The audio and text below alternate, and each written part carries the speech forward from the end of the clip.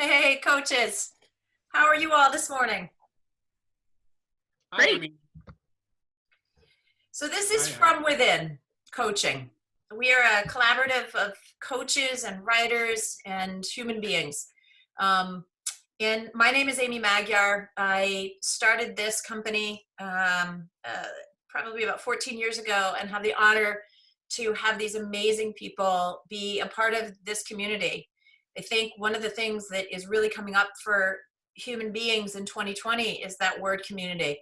I'm super lucky that I had a really incredible community to start with, but I think everyone would agree on this Zoom call right now that it's really amazing how we have gotten even tighter together as a community. So what we wanted to do at From Within is share with you a little bit about what's been happening for us as coaches and as human beings. And it's specific around CliftonStrengths, which is an assessment that we use and really use it in so many different ways. We use it with career coaching, executive coaching, business coaching, human being coaching. CliftonStrengths is just a really powerful way to understand where you're coming from. Often I call it your DNA, and the assessment you walk through with your coach, and the assessment helps identify the top 5 themes or strengths that you use and can't help but use. And I think today, one of the things we've been talking about as a group is just how we've been getting through. And each one of you has said to me at some point, you've talked about your strengths. So this is just a chance for us to have a chat, talk a little bit about each strength, and do a little community. Because for us, the other C word right now in 2020 isn't just COVID, but it's community. So this is the From Within community. All right, so with that being said, the brave one, I think, first is LJ. So LJ, thanks for being a part of this. LJ, the question is the same for really everybody, but here we are, 2020. I'm curious if there's one of the strengths that you have that is being utilized the most in the past month, and just facing everything that we're facing, navigating 2020. What comes up for you when you think about that? Well, that's an easy answer for me. It's my number one, positivity. For me, it is looking back to this month, which seems like a few years now that we're here. And for me, it was the thing I do in these kinds of situations where it's like either a crisis or I've lost a girlfriend, or they said goodbye to me, or a job that I lost. It takes a while to recover, but then I see the silver lining and I see the positive, the possible positives and the possible positive outcomes. And for me, that means recover very quickly and see what is possible at the end of the tunnel where there's light. And it may take a while. That's not a problem. But there is light at the end of the tunnel, and we will get there. And so this is what I use to get out of this and to do my daily routines. That's how I use it. So for me, positivity is about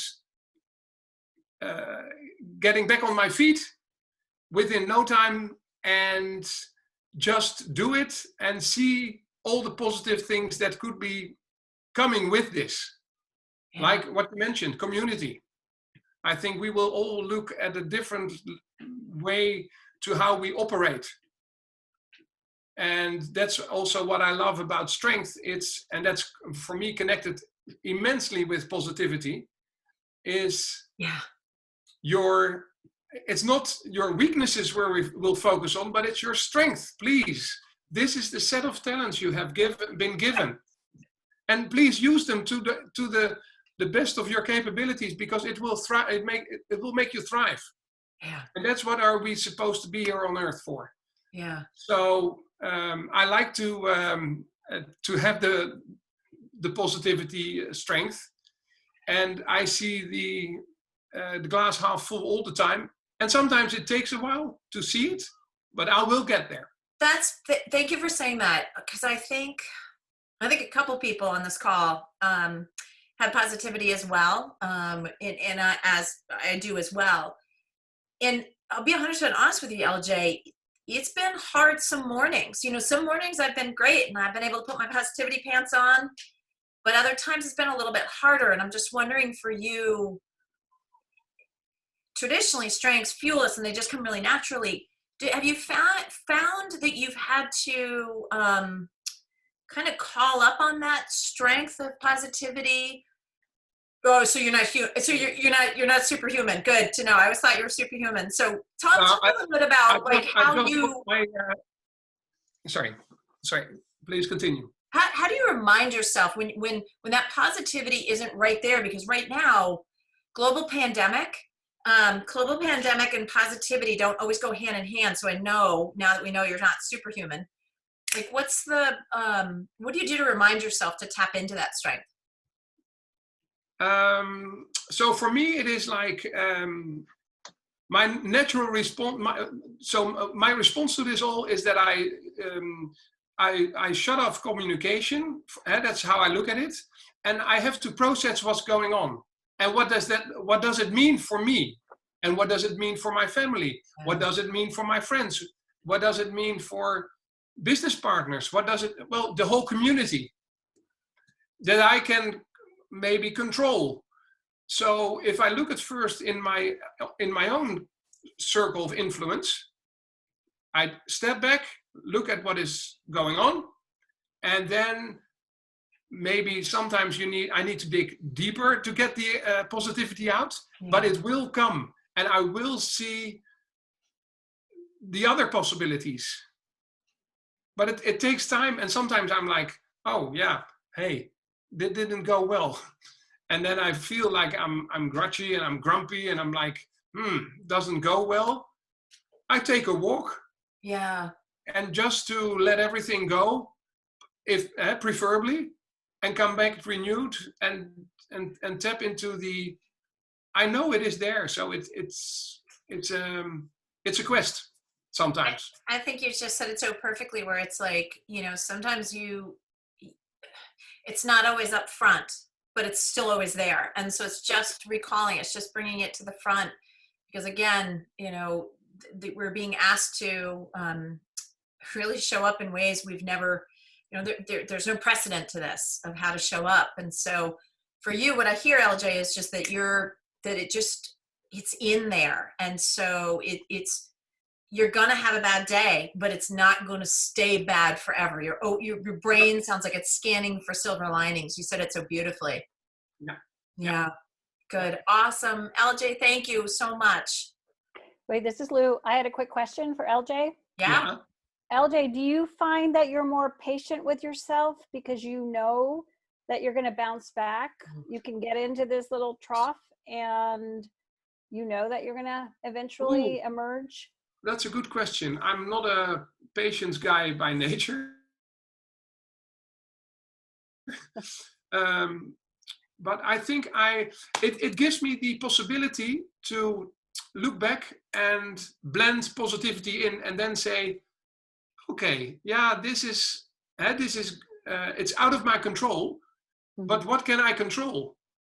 And that's what I like and I attach that to positivity as well. It's like, I can't change the situation like a pandemic.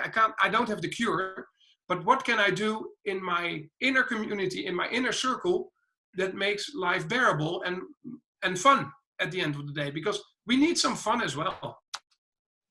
So then I had a little bit more patience with myself because we're in the same boat at the end of the day. Yeah. So that makes it like more bearable and more, I wouldn't say enjoyable, but more forgivable to myself. Yeah. It's a great question, Lou. Thank you. Yeah. You sit tight, Lou, because you're next. So okay. You ready for the hot seat? Yeah, I think I'm off mute. Okay. So we all have 5 strengths, and the one that I chose to talk about today is belief. And belief is the part of me, or the gift that I have, that values responsibility and high ethics. It kind of gives life meaning and satisfaction. And you look at success as more than journey and prestige, and also helps make me easy to trust.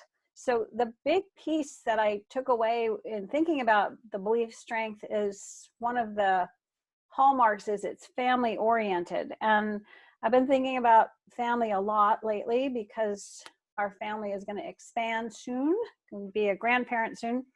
And so when I think about this concept of family, there's certainly the immediate family, but there's also the family of this group right here. There's the family of my friends, and there's the family of the community of our clients. So looking at 2020 and the pandemic and what we're going through, this drive for connection with family and with community is critical to keep your spirits up and keep kind of sane. So I found this crisis that we're going through also a very interesting opportunity to look at leadership. I spend a lot of time thinking about leadership. I do a lot of executive coaching. And so to me, leading people through a crisis is an excellent opportunity to see what's of value to a leader, or, you know, how do leaders show up to inspire? How do they show up to reassure? How do they show up to, like in some cases, command or motivate? So, you know, challenges aside, it's been sort of interesting, almost in a fishbowl, watching how different people on the national and international stage have chosen to lead their countries through something like this. So I have found that to be very interesting. And then finally, in thinking about this value of belief and how do I talked about leveraging it through a Corona crisis, but how do I leverage it with my clients? Because we hope that we're not always going to be in Corona crisis, right? Exactly. I find that spending time with clients, having them do some work around what their values are, is very useful. And I have some tools that I use to help my clients whittle a list of 100 values down to 5. And that's a tough exercise, but it really forces a client to really think about what's important to them. And where that's useful is thinking about a new place to work, thinking about a new community to go to, thinking about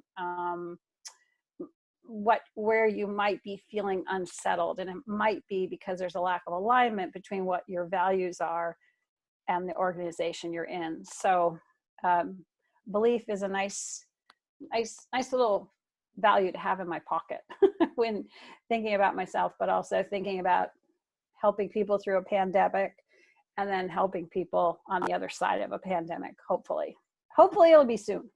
One of the things I wanted to say, I've said it many times, but even more reason to say it today. Lou, you originally introduced me to Strength Finders. At the time it was Strength Finders, now it's CliftonStrengths, many moons ago. And it literally changed my life. It made me, there were so many times where I was like, oh, that's why I do that. And I didn't feel as crazy anymore. I didn't understand why nobody else could process the way my brain processed. And then I realized it's strategic. My brain does process differently. And so, you know, slowing that down when I'm in a meeting so that everybody can catch up, so that I don't look like I'm making bad decisions, was so important as a leader for me. So I thank you again. And I know every one of these coaches on the call today is grateful for Strength Finders, because if I hadn't found it, I wouldn't have been here to share it with them. So thank you. Oh, you're welcome. It's a very useful way to look at how people show up in organizations. And back to what LJ said, why would you spend time focusing on what drags you down as opposed to what lifts you up and engages you? I mean, it's just an inefficient way to work with people. So that's what was really attractive to me about it, and continues to be so. It's awesome. Thank you so much. You're welcome. Lou, thank you. And again, for not just this, but for CliftonStrengths. Thank you. No sweat. Augusta. Hey there. Are you ready? I am. I'm just watching Otter and Alex's box and I smiling because I love that know. dog. So part of the From Within family is not just the coaches, but a lot of us are fur mommies and daddies to some really amazing animals. So Otter, hi, glad she could be a part of this. Absolutely. It's good to see her, Alex.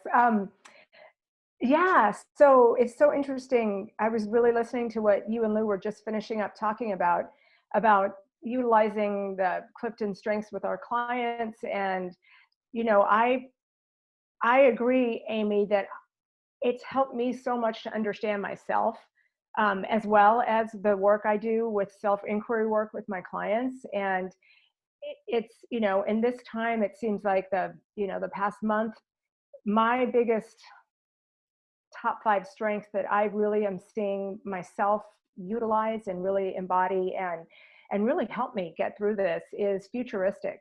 Um, yeah, it's one where, you know, until I did strengths, I kind of felt like, I don't know if I'm comfortable with who I am with this, because I really believe in helping others and helping myself always grow, and in a vision of the future, a vision of the best version of myself. You know, how can I create that? How can I create the best version of my future? And now it seems like, with so much uncertainty going on and so much fear in people, I'm seeing a lot of and within myself, a lot of it kicks up a lot of patterns, a lot of subconscious patterns, and we kind of halt and get stuck. And so I've realized that my ability to help myself stay connected to what my vision of the future is, and really work toward that during this, is helping me literally get through every day, and help my family through, and help my clients through. It's something I'm very thankful for, and I didn't realize how important it was until I got a little stuck myself recently and overwhelmed. I think, you know, that we're all like, okay, this is really where we're at. And I realized I hadn't been doing I have a kind of a routine I do in the morning and at night to help keep me connected to my vision of my highest self and my highest future. And I hadn't been doing that. And I realized I kind of energetically got stuck. So it's something that is, you know, it's a strategic is also one of my top strengths. And it is so exciting for me to always feel, how can I create what I know is possible, even though if I can't see it. You're making me think, Augusta, in the rich, sorry, not the ritual, but did you say the morning ritual? Yeah, ritual routines. Yeah, I have a The practice. routines, thank you. What's coming up for me, there's a famous quote about what writing is like, is that often writing is like only being able to see about 2 to 3 feet in front of you, and there's fog everywhere else, but you just keep writing, and you would just keep driving, right? So in fog, we just keep going because we're pretty sure as long as we can sort of see where the roads are, we're going to be fine. And what came up for me when you were talking about the rituals is, it's almost like through that routine and that futuristic is, you may not see what 5 years is like right now, but for you, just even having the little bit of that ability to see 2 feet in front of you sounds like it's super important. So it doesn't have to be 5 years, although that's helpful. Sometimes it's just being able to see the 2 feet in front of you.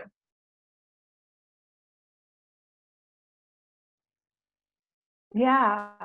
Well, for sure. I know that's something that I love to work on with clients is, you know, we don't know what the future is going to bring. And so being able to lean into that and still take action steps anyway, you know, again, talking about that fear and resistance, it's almost like that shows up to keep us safe and to keep us from, you know, expanding into the future, our future goal for our companies, our future goal for our team, for ourselves.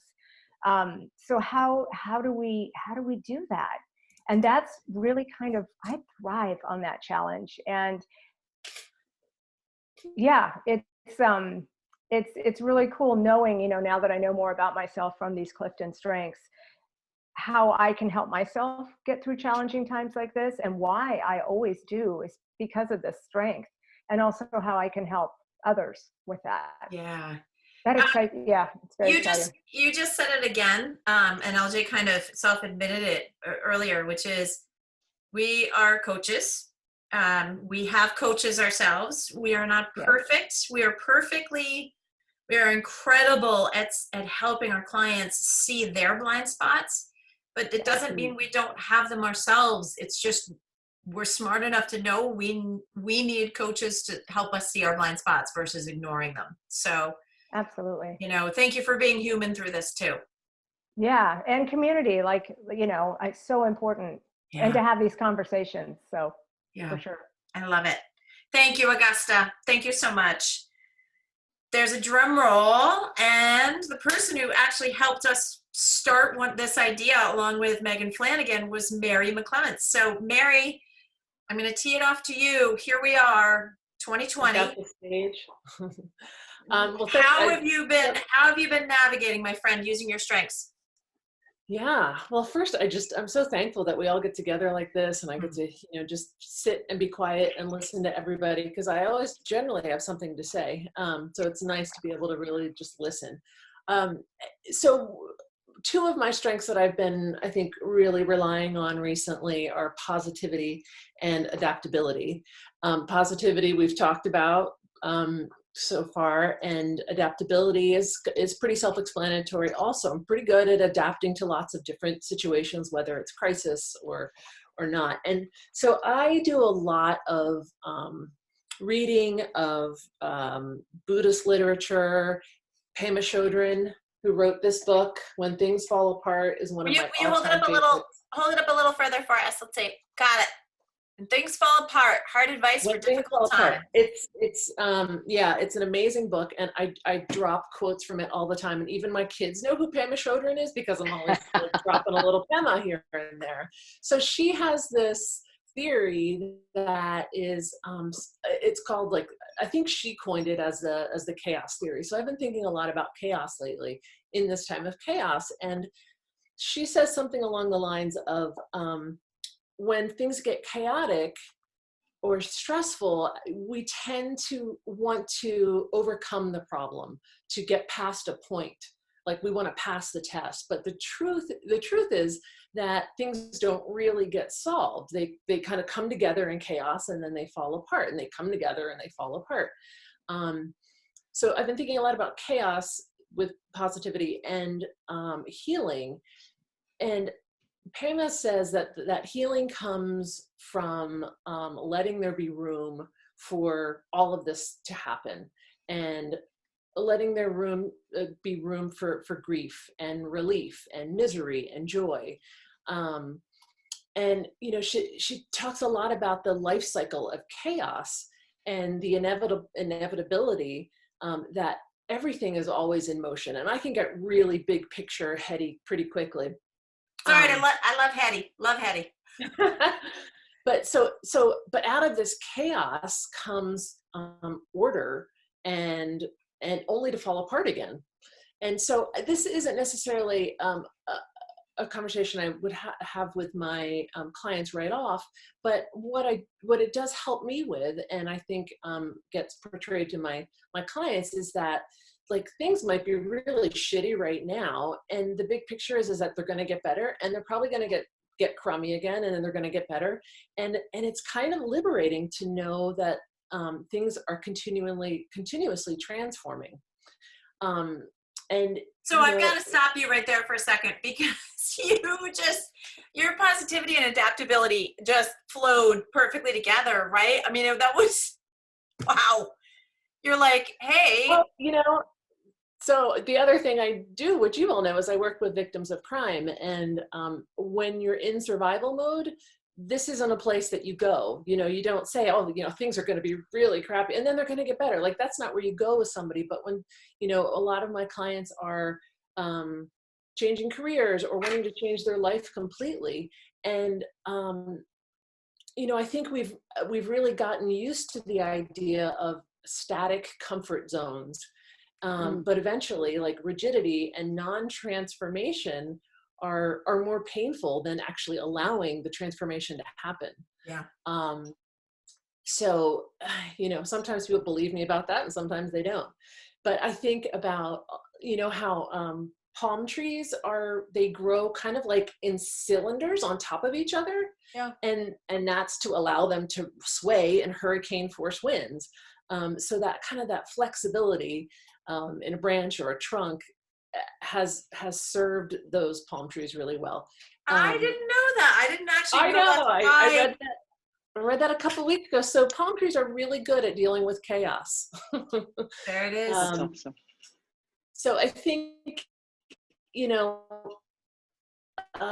last one is that in this time, whether you're going, it applies to this time, or whether you're changing your career, you've gotten into a career or a lifestyle that you never really wanted to. You did things because you had to survive, whatever it is. I really encourage people to allow themselves room for sadness and joy to happen without necessarily shutting anything out, if that makes sense. So it's instead of grappling against everything, that non-grasping and allowing there to be more gentle and kind approaches, as you move through anything is so important. Yeah. Yeah. You just so beautifully explained positivity and adaptability. And I think what's so great is that the thing about positivity that you and LJ both have is that they don't have to show up the same way, because you're different people. And I'm going to talk a little bit more about why I think that with one of my strengths. But you just so beautifully show that there's so many different ways of looking at positivity, and even just how positivity connected with adaptability may show up. And it may be a little bit different for LJ with positivity and, let's say,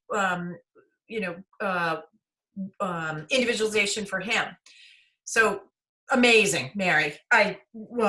Yes. Yeah, and if I could add something, and LJ and everybody else who has positivity, I'm curious if you feel that positivity helps you with resiliency. It helps you bounce back faster. I have found that over and over and over in my life, and hadn't really recognized it until recently. Oh yeah, I looked at that really horrible time and got through that, check, got through that, check. And so. Yeah, I have it too, Mary. And it's sort of like, I keep thinking of it as you go into this little trough, but you're going to bounce right back. You're going to bounce right back. So going back to my question to LJ about patience, but also know that we're good energy for other people, because we know we're going to bounce back. Yeah.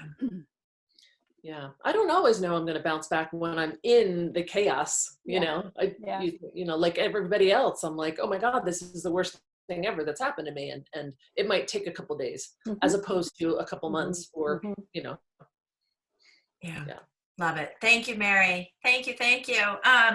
Next on tap is Alex. Oh yeah. Oh, LJ, go ahead. Hi. Please. Oh, LJ, come on. We got to hear you. So, sorry, Alex, sorry. But there is, for me, the strength it's so empowering, whatever they are, but it's so, for me, it connects to my DNA. That's what I feel, so to say. And knowing them and having, and going into it,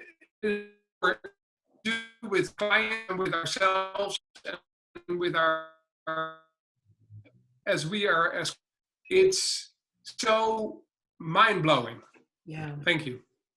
Oh, thank you. You just gave us the good reminder that our strengths fuel us, and they're a DNA, and they are so embedded in us that they don't take energy. They actually provide energy when we use them and utilize them. And especially right now, when I think we've been talking in our Zoom calls recently just about how the ebb and flow of our energy, And the beauty of strengths is that when you sort of take one of the strengths out of your tool chest, it can create that fuel for you when you're really struggling, especially with news or something that's coming up. So thank you, LJ.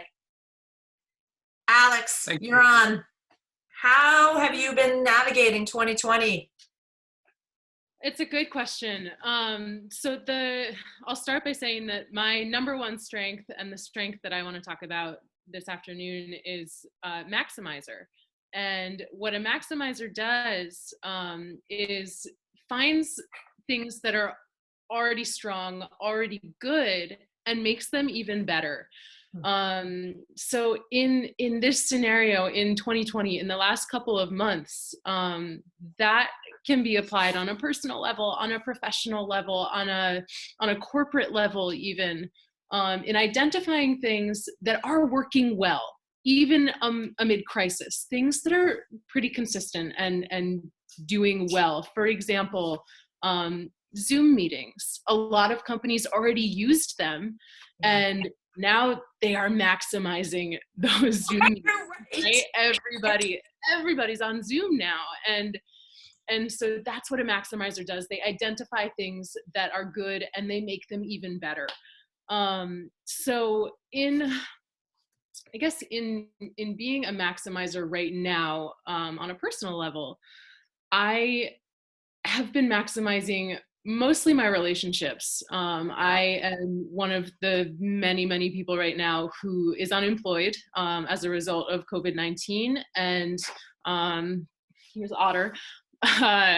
And so I've had to identify things that are working well, and then capitalize on those. So for me right now, it's my family. And it's improving my already great relationship that I have with my family. It's just improving that and making the most of that time. Yeah. The thing that I know that you are so helpful to our organization and to every one of us on this is, we come up with an idea or we see something, and you often see just a way to sort of take it to a next level. And truly, I believe CliftonStrengths is about maximizing, right? Just how you perfectly said it. We're all really amazing people. We have these beautiful strengths. It's about elevating, utilizing the more sort of those things. And that's, for you, I think one of the reasons why I think you're such a naturally gifted, talented coach is because you can't help but do that. You can't help but sort of take something to the next level and see. Although I'm sure that's probably challenging too, because you probably see so much good in people that they don't see in themselves. So it's true. And, something that you're making me think of is I have been really focused on grief. And Amy, you and I had this conversation earlier today, that the collective grief that the world is experiencing right now is so layered and multifaceted, and every day there's a new thing to grieve. So, unlike a scenario in which we lose a job, we're kind of like, okay, this sucks. Like, this is hard and I have to grieve that loss. But there's almost an end date to that grief. Maybe not a specific date, but there's an end in sight, right? There's a pretty clear path forward. You lose your job, you look for a new one, you send out several applications, eventually you get hired and you have a new job. Right now, that's not really an option for a lot of people. Finding a new job is really hard right now. And on top of having to find a new job, a lot of people are also dealing with the loss of a loved one, the loss of a home, the loss of so many things. And because so many people around us are also feeling that grief, it's really challenging. And to kind of elaborate a little bit on what Mary was talking about chaos. I've been reading a lot of Glennon Doyle. I'm a longtime fan of Glennon Doyle. And as a lot of you know, she recently came out with a new book. It actually came out, I think, on March 10th, when things just kind of tipped right over the edge. And something that she says frequently in her writing and her social media presence is first the pain and then the rising. And so as a maximizer, we are experiencing raw and hard and just tremendous pain right now. So it's first the pain and then the rising. And so for me, it's identifying like, what are things that have stayed good throughout this entire thing? And how can we elevate those? How can we amplify those? How can we capitalize on those good things? And there are a lot of them. And like you said, Mary, those things are really hard to see right now. Maybe even they're invisible right now, but they are there. And it's just a matter of, how can we take the things that are good right now and continue to build on them and make them great. So you must love the news on people that I saw a little kid playing a violin, and he decided that he was going to stand on the sidewalk and serenade people. So that's like such a great example of maximizer. This is what I can do. I can't cure COVID, but I can make somebody's day brighter. So this must just be firing for you when you see all of those really neat things that people are doing. And there's so much of it. Yeah. I love it. I love it. I'm so grateful for your maximizer strength, especially being on our team. You make us all stronger. I know I speak for every one of us, that you always just see a way to just, and not in a way that feels like a push, but just yeah. And then how about that? And that's just, I love it. I love it. Thank you. I love it. All right. Put my blue blockers on here. Megan Flanagan, would you like to go next? Sure. Here So we are, 2020. Whew. What a ride. Crazy. Yeah. So I think it was about 6 or 7 years ago when you were coaching me and had me do Strength Finders, had me take the assessment. And it was at a time where I was looking to pivot and, kind of look for other opportunities where I was working. And I remember, taking the assessment, we went through it. I kind of, I was burnt out and stressed out at my job. So if I'm honest, I really just kind of went, yeah, okay, this is great. I got to find a new job. Well, fast forward 2 years later, I was relieved of my duties. Once again, I reached out to you and you said, pull out your Strength Finders. And I pulled them out, and I had a whole new set of lenses on my strengths, and my top strength, which was restorative, came to light, and we discussed it. And it's really what made me pivot into the business I'm in now. But more importantly, especially in the times we're in right now, it's really helped me. I do think of it as a superpower, and I do know that I can help so many people. But restorative is, just to explain a little bit, it's dealing with problems. I'm good at figuring out what is wrong and helping resolve it. And it's very quickly. And if I think to that being my DNA and my strengths, I've been doing that since I was a kid.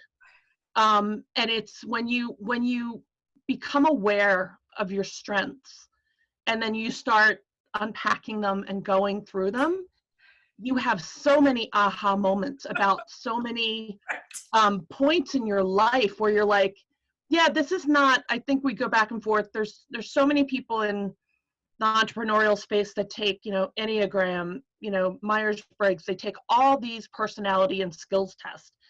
And they're all fantastic, but I think the one thing that I took away from stress, DNA, we can argue with you about this. This is your core. So in times like this, where I know what my strength is and I feel chaos in my life, I know that I need to lean into my strength.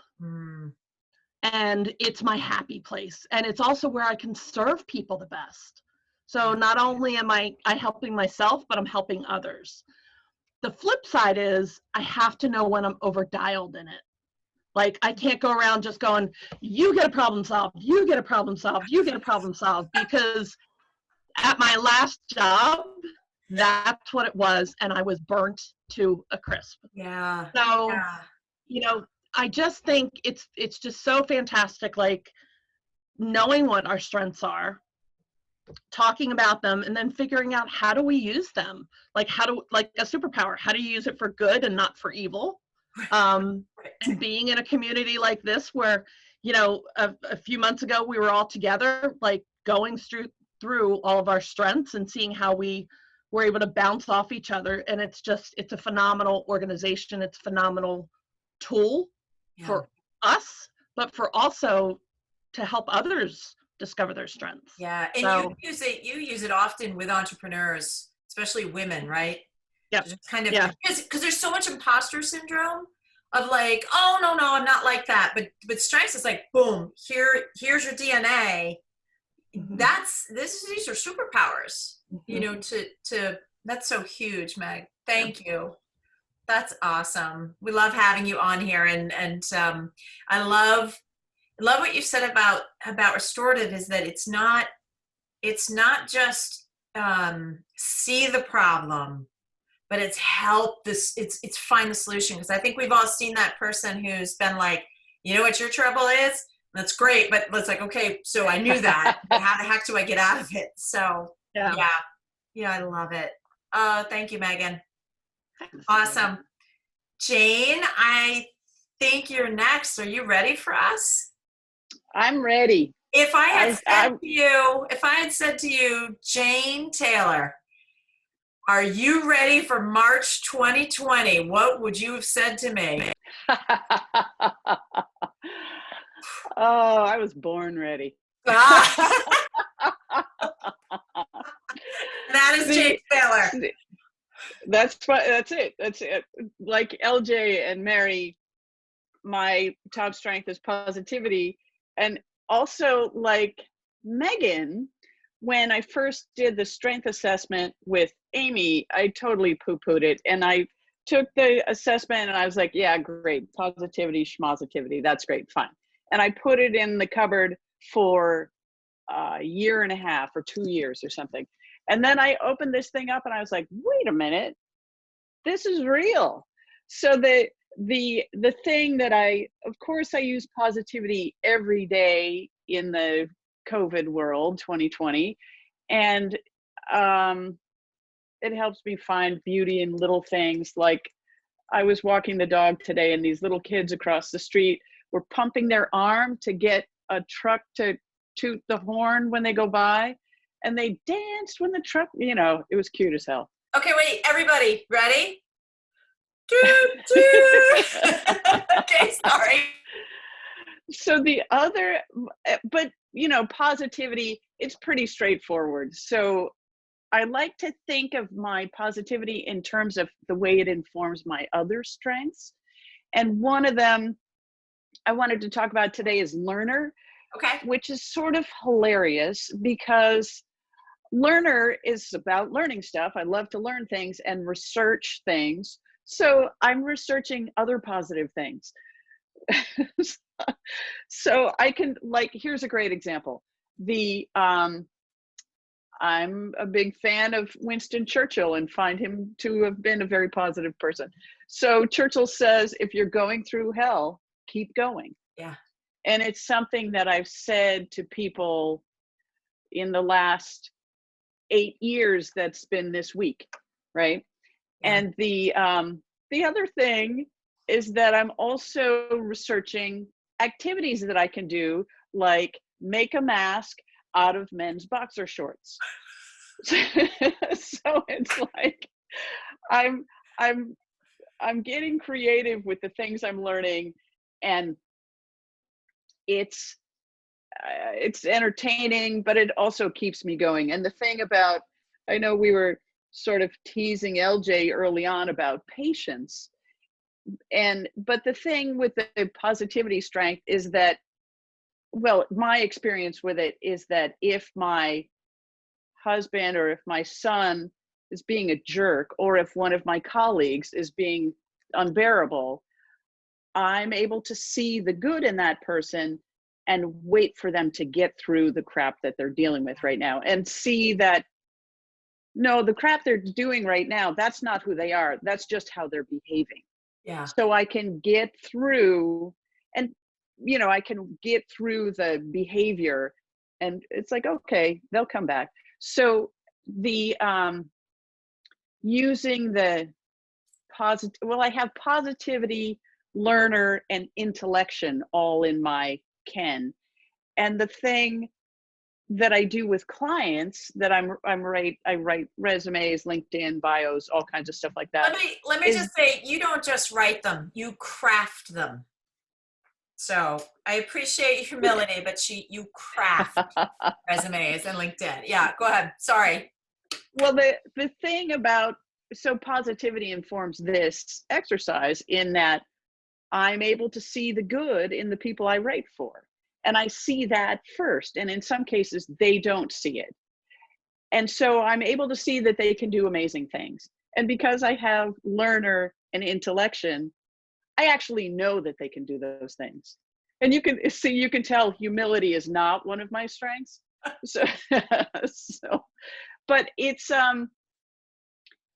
been the knowing that these are my strengths it's like bolsters me up, because the getting a client to see the good about themselves just makes me so happy.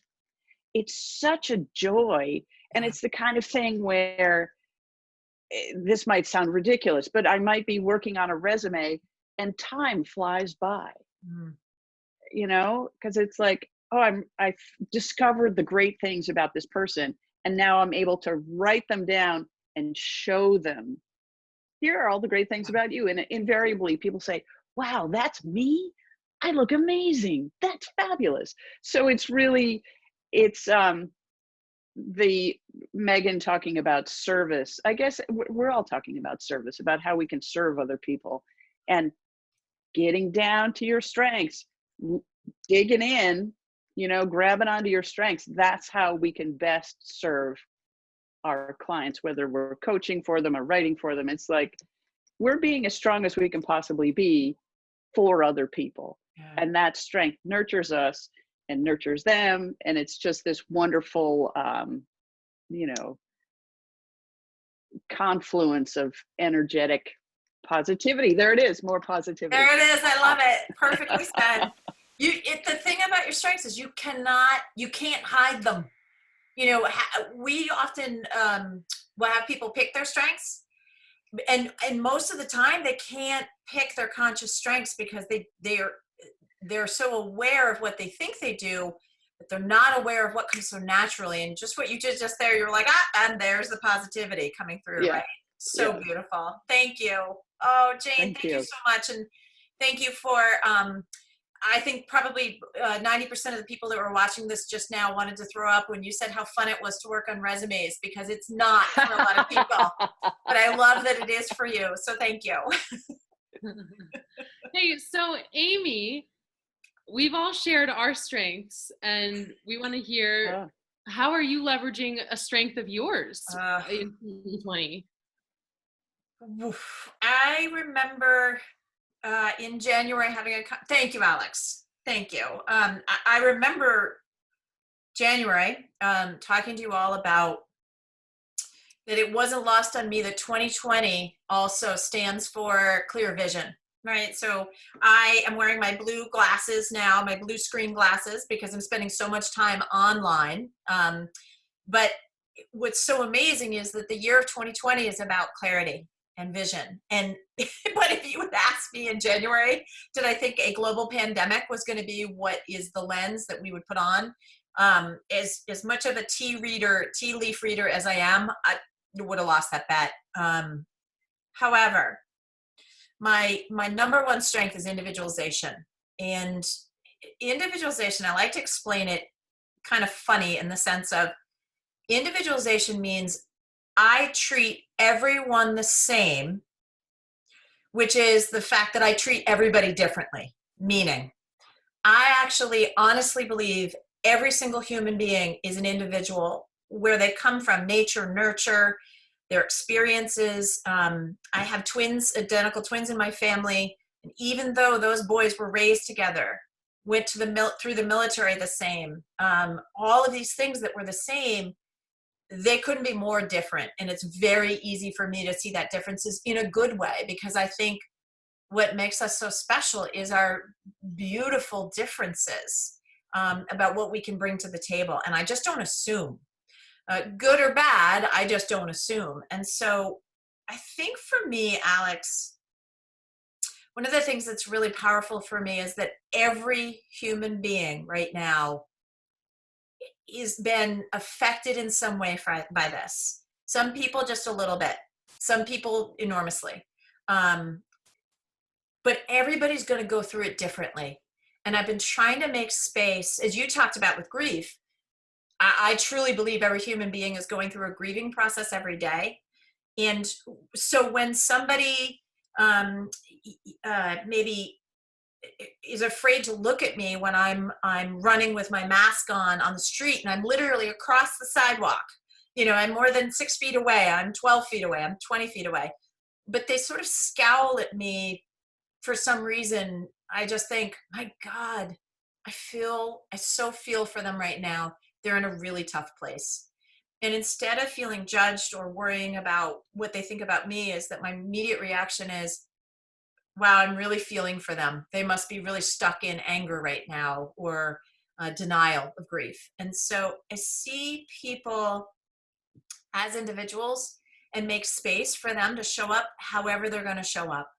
And be okay, because I'm going to show up different every day too. So I'm the same, I'm Amy Magyar every day, but how that shows up every day may be totally different. And it's based on news. It's based on if I had nightmares the night before. It's also based on whether I got a workout in, right? Because that's affecting me too. So I'm trying to be kind to myself, and also knowing that some days I just don't have the same chutzpah and moxie as I would another day. And people that are coming at me, clients, the coaches, my students, I teach 2 graduate classes right now at the University of Vermont, and realizing that every single one of those human beings is going through something different, even though we're all going through the same thing. Mm-hmm. So for me, that's really where individualization shows up. So I've got another question for you. You incredible coach to everyone at From Within Coaching, being, the individualizer that you are. You've taken so much time and dedicated it to each one of us who works with From Within. How does your individualization apply to your coaching practice? Because I understand really well how it applies to your life, but how about in your coaching? That's a good question. So the focus, when I started From Within many moons ago,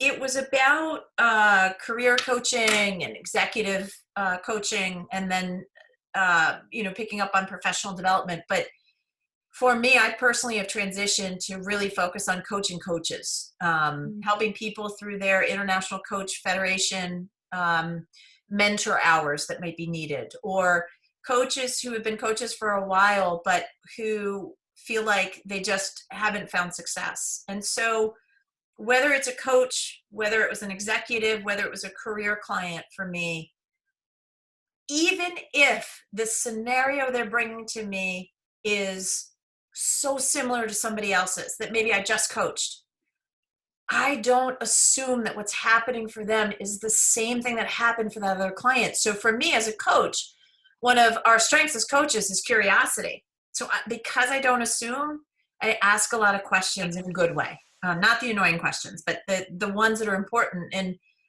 it helps me find out what's happening for that person, because I don't assume their reaction to the same thing that happened for another client that had something similar happen with imposter syndrome or with their boss is the same thing. So for me, thanks, Alex, it really, curiosity is so powerful for me.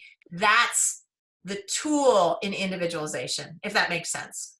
That does. Yeah. Thanks. Can I ask, Amy, when you use individualization, I understand how it works one-on-one with your coaches that you're coaching. Yeah. What about when you're coaching an organization? How do you bring together like all these different individuals, the individual organization? I mean, there's all these different moving parts. How does that work? What is so cool about strengths is that you shouldn't, when you take your assessment, if some of your strengths are more on the sort of relationship side of the looking at it, or you're a little bit more strategic and you don't quite have influence, and those are things that we talk about in terms of where your strengths sit, is that when I'm working with an organization, is every single individual in that organization can bring their strengths to the organization. And so I look at them as parts of the organization that in themselves are their own sort of organization. And so it's it's the collective good. So everybody has something different that they're going to bring to the table. If an organization is super wicked smart, they're going to tap into that collective good. And I think we're starting to see that now with some organizations that are, for lack of a better way of saying it, to survive, they have to depend on the things that their employees do best. That's helping them get through.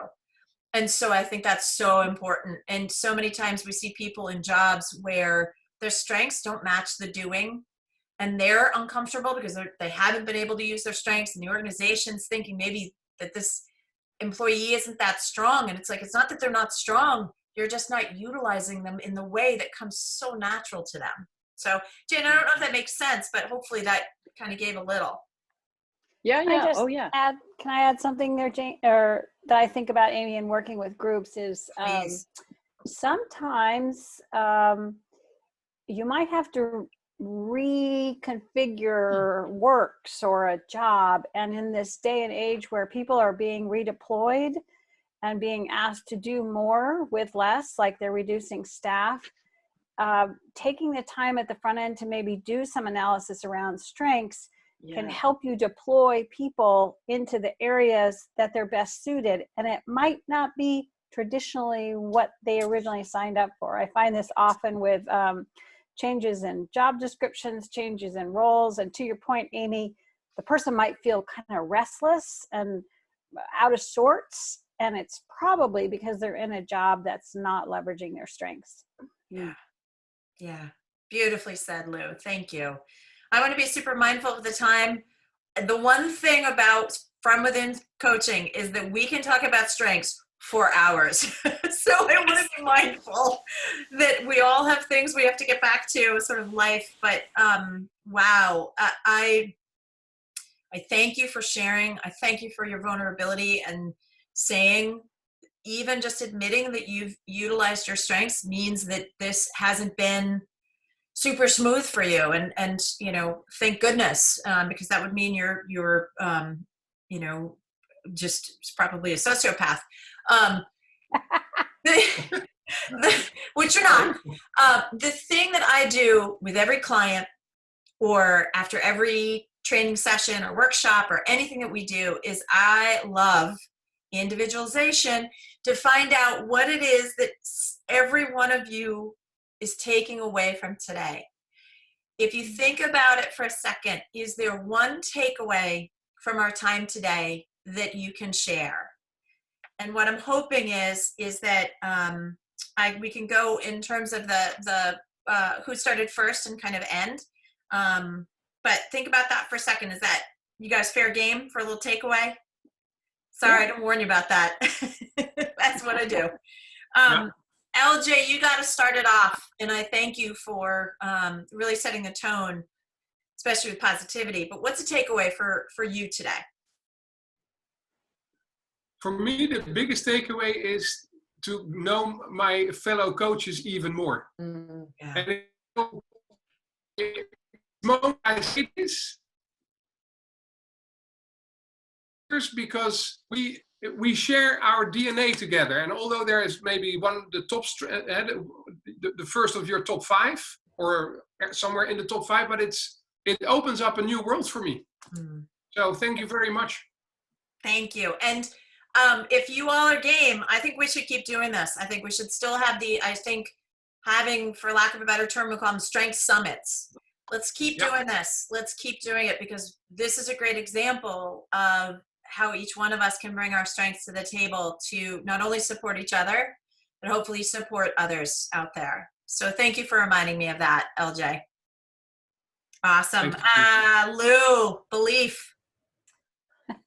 Well, I want to go back to a conversation we had as a community, a coaching community, several weeks ago when we were just seeing the start of this thing. So 2 weeks ago, and you asked us in one of our calls to bring forth the one word that kept coming to us through this. And I believe that I used the word resilient or resiliency. And I'm coming back to that again today, because through our strengths, we're remaining resilient. And that's critical for helping others get through this time as well. So thank you for your resiliency and for helping me become resilient when I start to feel depleted. That's what I love about this group, is that we all seem to show up for each other so many ways, maybe even before we knew we needed it. So thank you, Lou. Mm-hmm. Yeah. Augusta.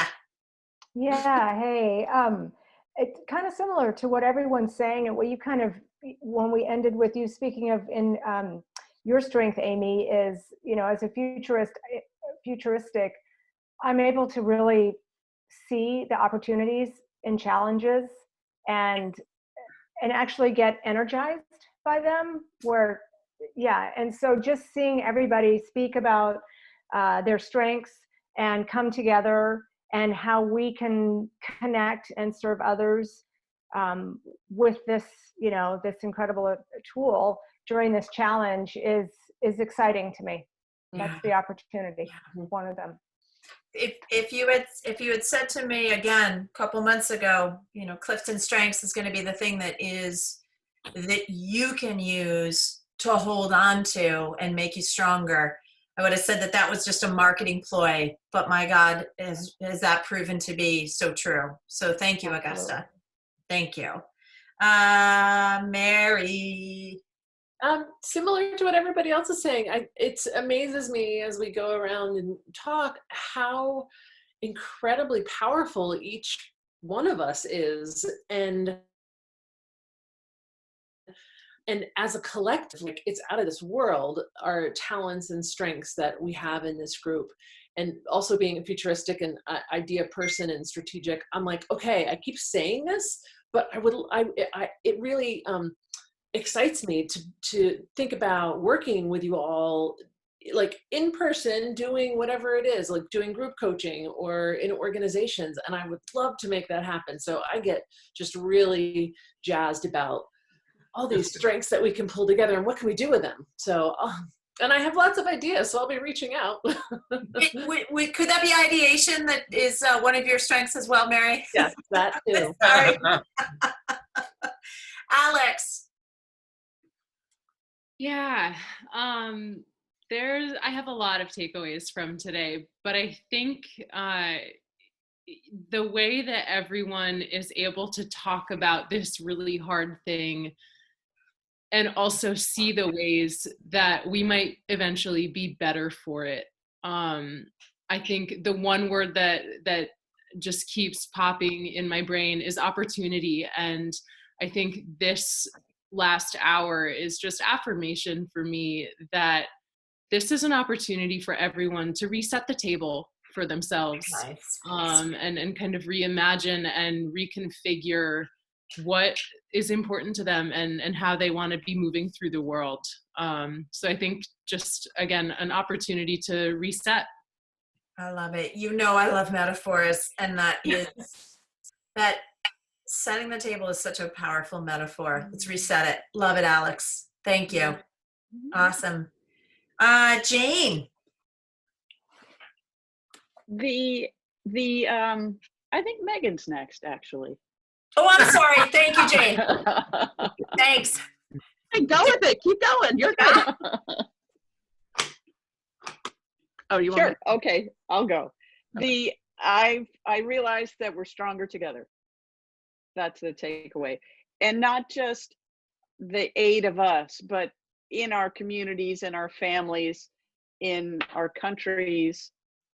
You know, I sound like a Girl Scout, but I think that we're stronger when we work together.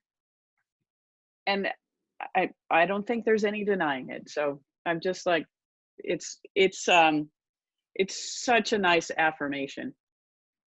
Yeah. Yeah. Now and moving forward, let's hope we don't forget that Yeah. globally. Let's hope. Thank you, Not Jane. good. Yeah. Megan, I'm sorry. Oh, No, it's quite funny because it didn't matter if I went first or Jane went first. I was going to say the same thing. We're stronger together, and that's my big takeaway every time I get the opportunity to, jump on Zoom calls with every one of you. It's just, yeah. we are. So Jane said it perfectly. Awesome. Awesome. Longer than an hour. So grateful for all of you. My takeaway is in a time when the WTF factor is really high, it's a weird feeling to feel lucky, but I do feel lucky. I feel lucky to have you all, to have your support, your collaboration, the community, the compassion, all the other C's that you give me. It's just really powerful. So I thank you. I've been saying to everyone that I've been talking to, at least virtually, over the past couple weeks, is to be safe, be well, but most importantly, be hopeful. And that's what I hope for everyone. Thank you. Thank you, Amy. Thank you, Amy. Thank Thanks, you, everybody.